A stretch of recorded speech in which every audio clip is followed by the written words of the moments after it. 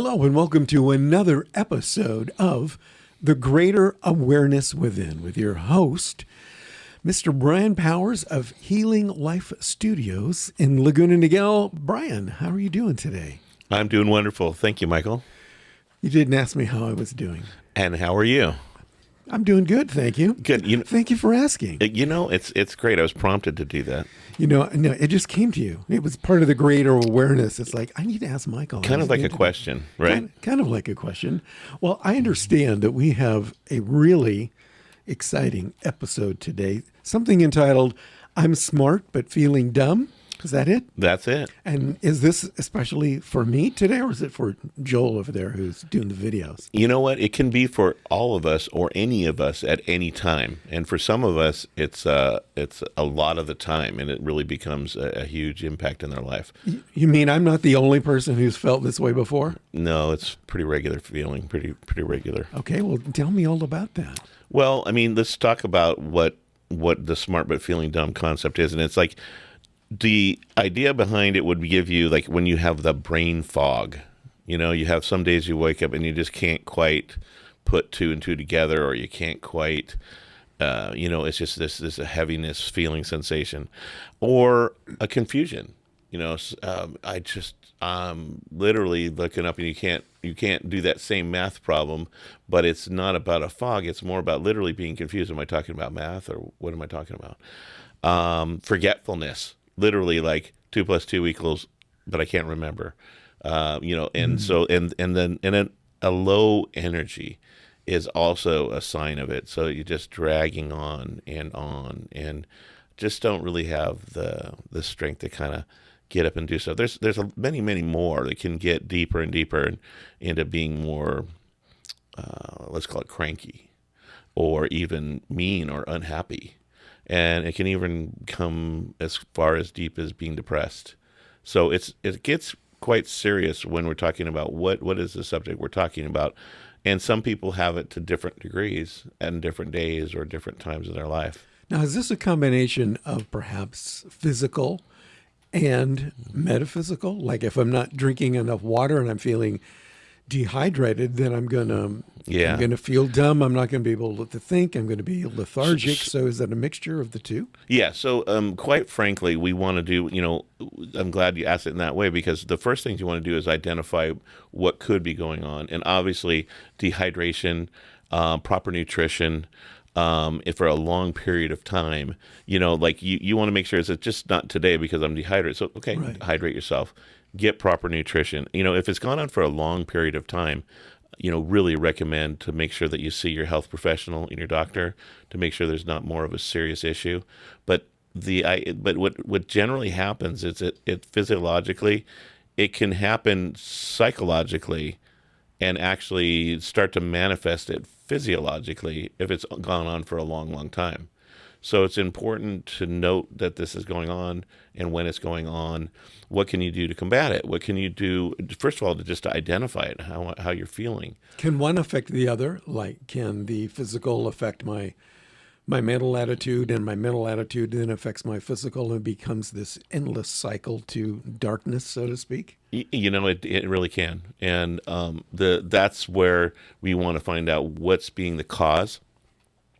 So you want to make sure that you're not only looking at it from what we're about to talk about today, but also just make sure from a health perspective that you're in good shape. So if you're doing your normal checkups with your doctor, and your normal blood work, and you drink the normal or suggested amount of water per day, and you're taking proper nutrition, I think that's a key element to anybody's spiritual success and anybody's physical success, really. Because if you're dealing with problems physically, your spiritual nature is going to suffer for it, because you're going to be consistently drawn back into the body and consistently drawn back into that condition, which keeps you away. Yeah, I've heard that it's hard to maintain a spiritual balance if your physical body is out of whack. So you need to make sure that your physical body is in tune. You're maintaining some type of a healthy diet, a lifestyle. You're not overindulging in certain substances, which can also affect the spiritual aspect of your life and of your body. Absolutely. Yeah, it's so true that everything is about being in balance, and food and nutrition are right in there is important factors. So, but the things that sometimes people will think of that, but they won't think of other things that might cause these effects, and say, well, how can I be depressed off of my nutrition? Well, it could happen, but typically we're going to get into talking about what is the biggest cause of these sensations in this situation of being smart but feeling dumb. And one of the key culprit is incomplete cycles of action. Incomplete cycles of action. Yeah. What are those? Yeah. I know you were going to tell me, but I wanted to ask the question. Well, it's an incomplete cycle of action is an unfinished task, something that you've started and then not got it to its completion. For instance, a list of phone calls you're going to make, but you never made the list. So there's a list to make, plus there's phone calls to make. There's something in process, and now it's taking a lot of your thought process, things that are not written down. For instance, any other kind of notes, your things to do list, cleaning out your closet. It could be literally could be anything that you said that you were going to do or wanted to do or needed to do, but it's not done yet, including cycles of communication. Maybe you had a falling out with somebody, and there's, and you kind of left a cliffhanger there, and you don't have the information, so you're going to be paying, that attention to that feeling. Yeah. That really is the crux of those cycles being open. If you think about how many of those things that you might have in your life, and you say, well, let's see, I need to clean out my car. I need to really clean out my desk. Spring cleaning of the house. I've got to paint the house. The car does need to go in for tire service and repair. I really need to go shopping. I need to, and the list goes on and on. And then think about it, like when you have an animal, or you're responsible for others. If you're a parent, or if you're responsible for your parents, and all the things that you need to do to take care of those things, or those people things. But then you're looking at all the things in your life that are literally unfinished or unsettled. Well, you've pretty much mentioned all the things that affect my life. Okay. So thank you. Thank you very much. Well, it's not. So how do I fix that? Well, the biggest, I guess the quickest way to start, and I want to make one, and I'll answer the question, but it disconnects you when you have all these things. It disconnects you from spirit. So it actually disconnects you from your core being. So it literally makes that confusion. It makes that connection and understanding confusing, brain fog, forgetfulness, lower energy, because you're working twice as hard just to remember things. Sort of like a computer with RAM, if there's a computer geeks out there. And, you just stuff in everything on the RAM, and pretty soon the thing slows down and doesn't work very well. And what's wrong with this? Well, there's too much open on the computer. There's too much open on your phone, and it won't work properly. That's really what we're talking about. Oh, that makes sense. I understand it that way. Yeah, from a digital nature. Yeah. The remedies and solutions, to this, the very first thing is to identify that you've got it, that this is what's going on, and make a list. How do I identify it? Maybe I'm just in a state of denial, and I'm going, yeah, okay, my closet's a mess, and whatever. I'm in a state of denial. I challenge you then to make a list of things that you'd like to have done, or that need to be done, or things that you've started. And you can even start with one list, things that you started that you haven't finished. I'll need a bigger book. Okay. So you start it, and it could be anything from a life thing, like I wanted to write a book, okay, to literally taking out the trash this morning. Well, it got as far as the garage, but it didn't get to the can, and those types of things. Or, and one of the neat things is once you start getting it down on paper, is there's a little bit of sense of clarity comes back. It's your attention that is brought to these items. So we can break it down like an attention unit for each of these items that you have out there, and you have a limited supply of attention, right? And for each of these things that are out there, it takes one of those units. It takes one of those, and pretty soon that's what's happened is all those units are occupied. So you can't remember anything. or it's very difficult to remember things. I forget stuff all the time. That's the Yeah. if you're those things sound familiar, then this is likely going on for you.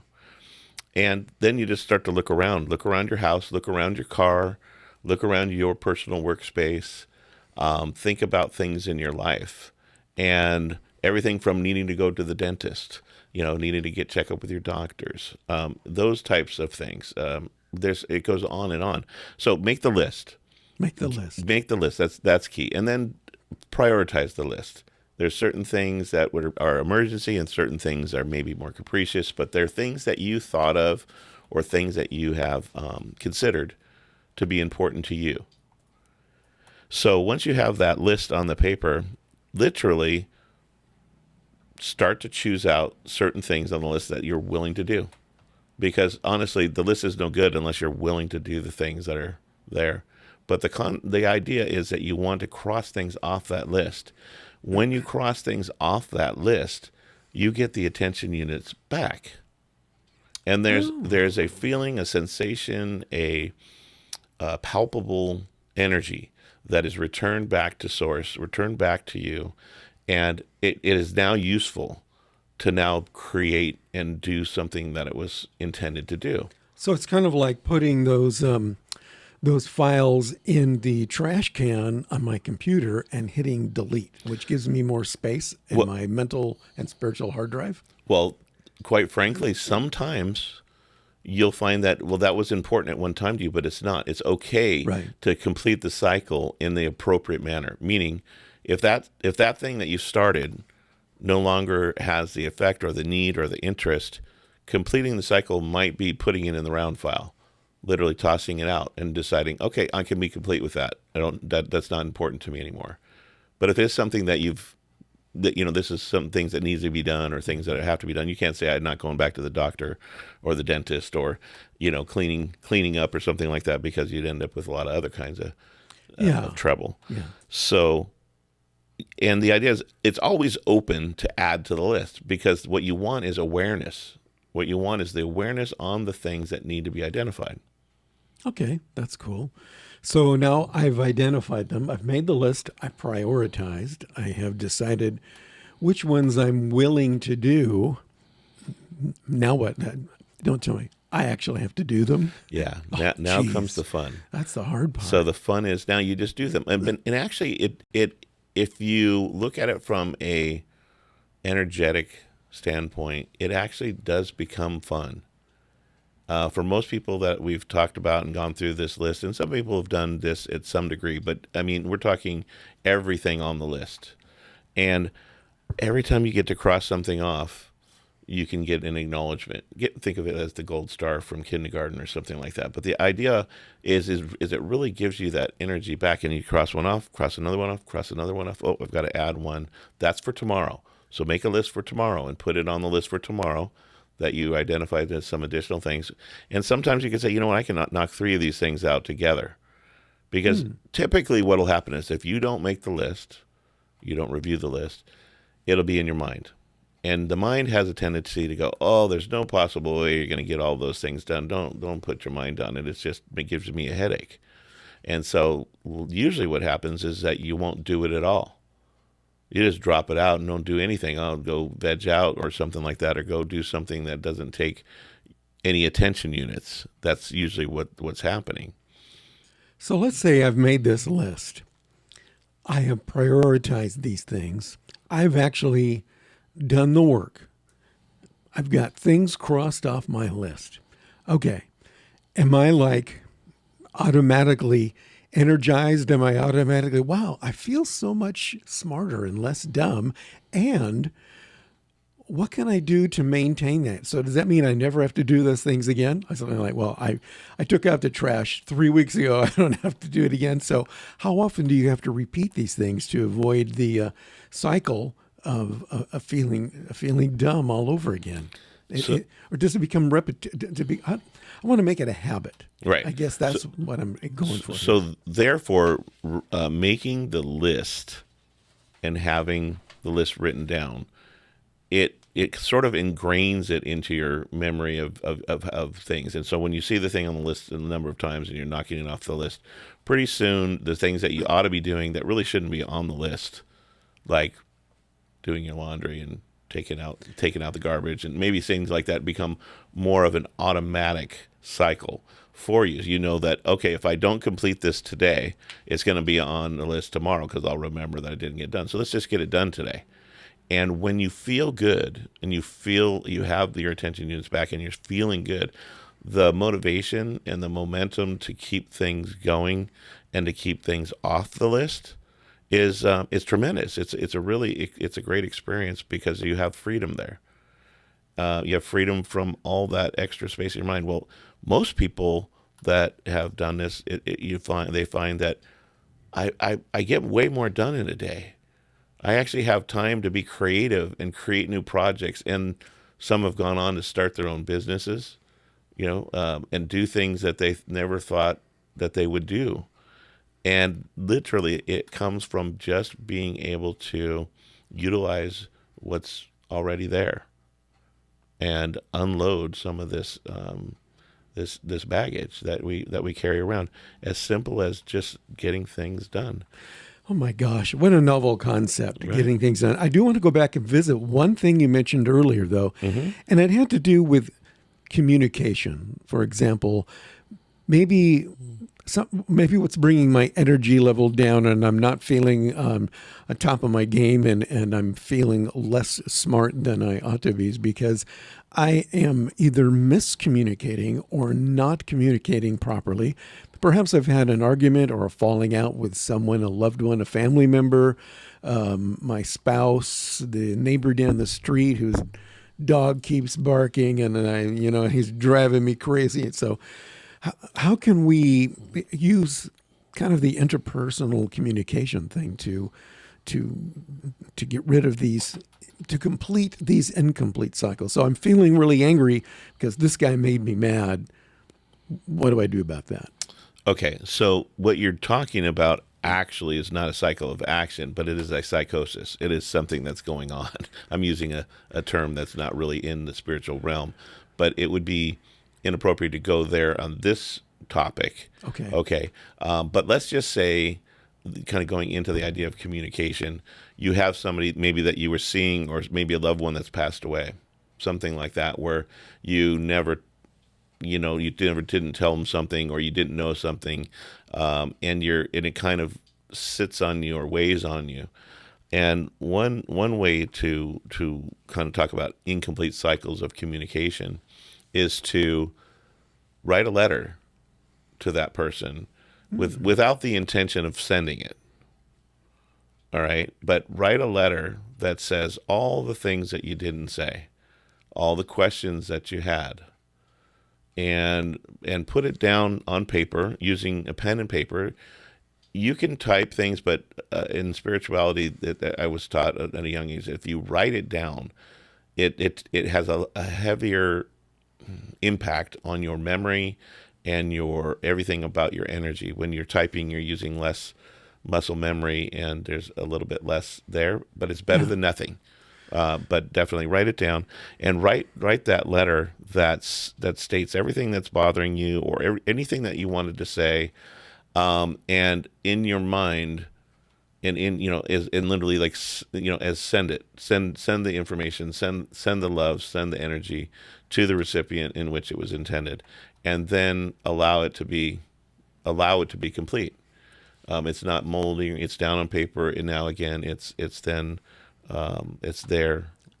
Sounds great. Monumental. So before we go, do you have any parting words of wisdom?